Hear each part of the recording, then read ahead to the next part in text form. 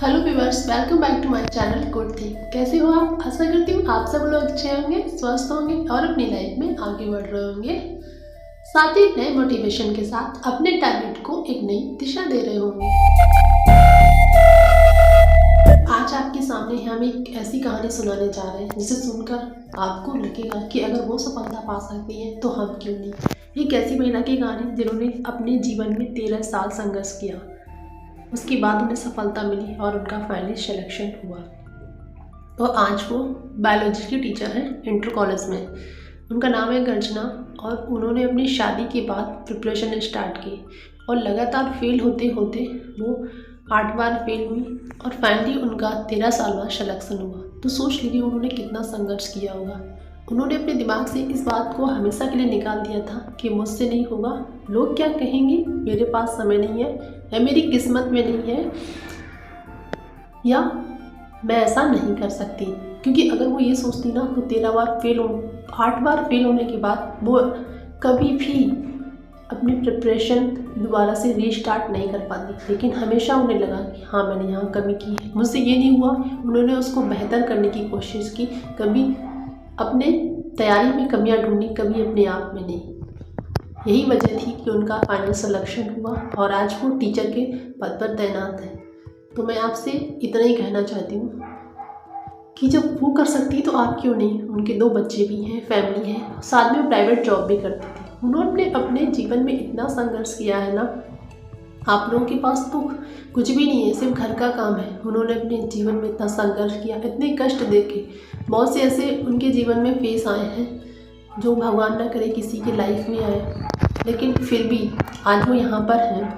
वो सिर्फ अपने मनोबल की वजह से हैं। क्योंकि अगर उन्होंने अपना आत्मविश्वास खो दिया होता ना तो फिर उन्हें कोई मोटिवेट नहीं कर सकता। क्योंकि सेल्फ मोटिवेट होना बहुत ज़रूरी है इस जर्नी में।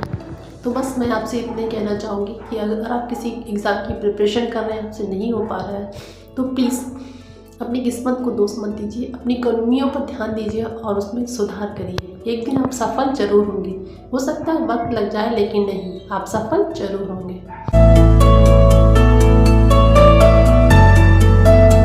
तो रात के बज चुके हैं 10। फाइनली मैंने सारा काम कर लिया है और अपनी स्टडी करने आ गई हूँ। आज मैंने सोचा है पूरी रात पढ़ने का और अपना 5 घंटे का टारगेट बनाया हुआ है। तो सबसे पहले मैंने अपना टारगेट लिख लिया है।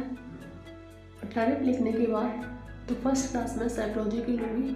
मैंने जीन पियाजे और कोहल वर्क पढ़ लिया है। आज मैं बायोलॉजी को भी ख़त्म करूँगी और फिर तीनों के क्वेश्चन आंसर भी कर लूँगी प्रैक्टिस। इससे क्या होगा कि ये तीनों पोर्शन मेरे अच्छे से तैयार हो जाएंगे। तो चलिए साइकोलॉजी की क्लास कंप्लीट करने के बाद फिर आप लोगों से मिलते हैं।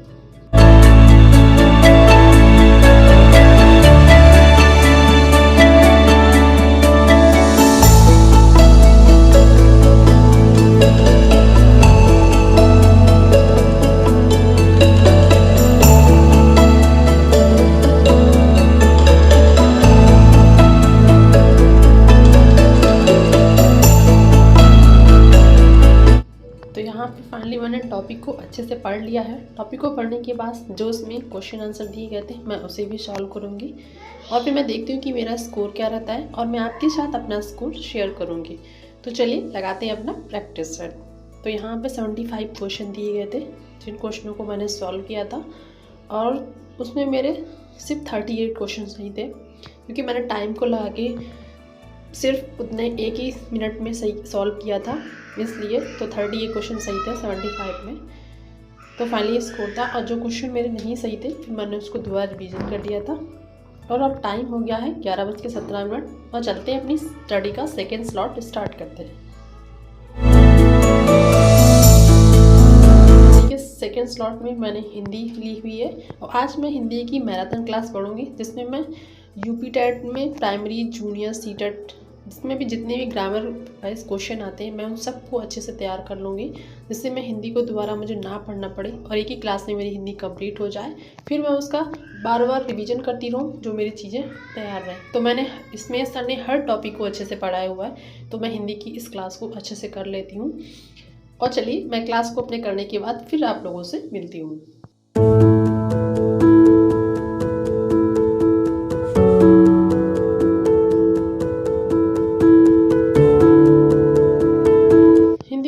क्लास करने के बाद मुझे यहाँ थोड़ा ठंडा लग रहा था, बाहर बैठी थी क्योंकि अंदर मैं जाऊँगी तो मेरा बेटा जग जाएगा। वो अपने पापा के साथ सो रहा था, तो मैंने सोचा चलो मैं थोड़ा सा पानी गर्म कर लेती हूँ, इससे मुझे थोड़ा रिलैक्स मिलेगा।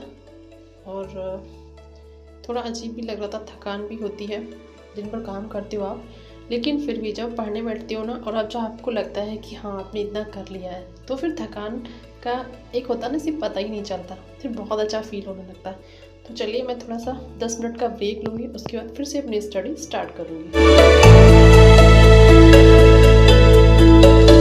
तो यहाँ पे मैंने अपना लिया है ब्रेक और यहाँ मैं करूँगी पानी गर्म। चाय तो मैं नहीं पीऊँगी इतना लेट, अगर पी लूँगी तो मेरी फिर से तबीयत ख़राब हो जाएगी।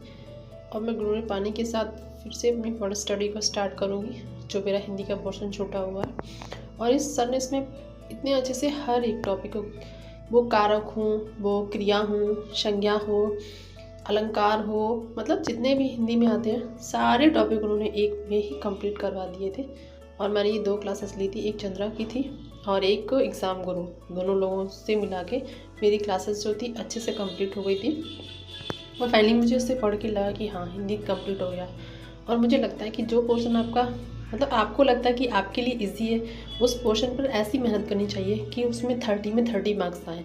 अगर आप इस तरीके से मेहनत करेंगे ना, तो वो आपके प्लस पॉइंट बन जाते हैं एग्ज़ाम में सिलेक्शन के लिए, कि हिंदी को आप अच्छे से कर सकते हो, तो आप उसकी अच्छी तैयारी कर लीजिए।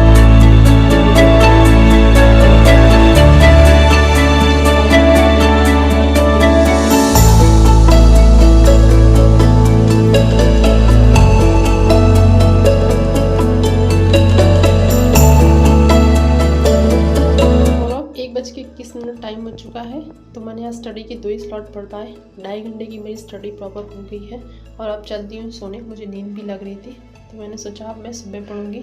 कल संडे है, बहुत काम भी रहेगा। तो फाइनली मैं उठ गई हूँ अपनी किचन।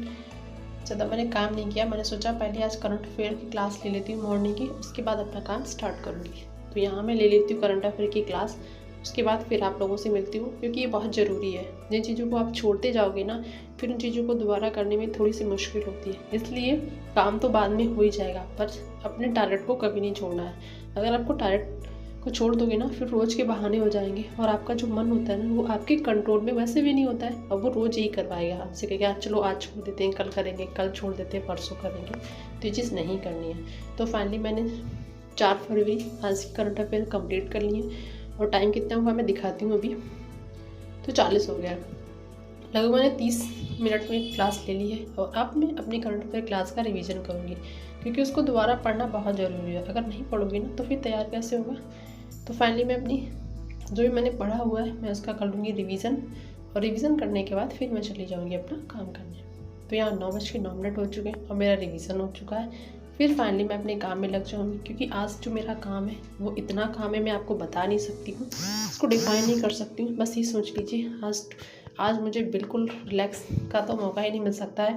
पूरी रात पढ़ाई भी की हुई है, सिर्फ 6 घंटे मैंने आराम किया हुआ है, लेकिन फिर भी मुझे सुकून है कि मैंने पढ़ाई कर ली है, काम तो हो ही जाएगा। और संडे है आज, तो आज मैं डीप क्लीनिंग करूँगी घर की, क्योंकि मैं फिर 5 डेज़ ऐसे ही काम चलाऊँगी पढ़ने की वजह से, जिससे मेरा रूटीन ख़राब ना हो। तो फाइनली मेरा रूम बहुत गंदा कर देते हैं मेरे बच्चे ने। उसको खिलौने फैलाने के साथ साथ चीज़ें ऐसा करता रहता है, वो खेलता है तो चीज़ों को फाड़ता है, फैलाता है। तो चलिए मैं अपने रूम को अच्छे से क्लीन करती हूँ, फिर आप लोगों से मिलती हूँ।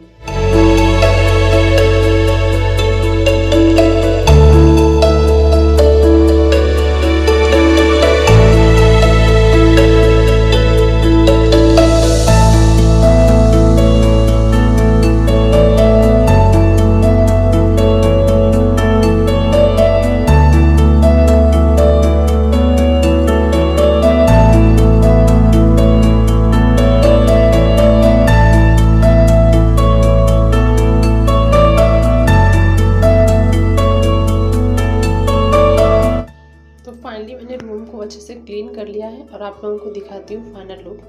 तो यहाँ से थोड़ा रिलैक्स मिल रहा है, और मुझे इस काम को करने के लिए 20 मिनट लगे हैं पूरा, सिर्फ एक रूम से ही करने में, क्योंकि इस रूम को इस तरह फैलाया था। देखिए कहीं भी आपको सामान बिखरा हुआ नहीं पड़ेगा, सब अच्छे से व्यवस्थित मैंने किया हुआ है। फाइनली अभी तो हो गया है, अब देखती हूँ 2 घंटे बाद किस कंडीशन में रहता है। फिर मैं काम करके 2 बजे फ्री हो गई थी, और अब मैं खाने में खाना तो चलिए इसी के साथ मैं अपने ब्लॉग का करती हूँ। अगर आपको ब्लॉग अच्छा लगे तो प्लीज़ को लाइक करिएगा, शेयर करिएगा और सब्सक्राइब जरूर करिएगा, और साथ ही कमेंट जो मुझे बहुत मोटिवेशन देता है। तो मिलते हैं कल, और ऐसे ही अपने टारगेट बनाते रहिए और उसे अचीव करते रहिए। अपनी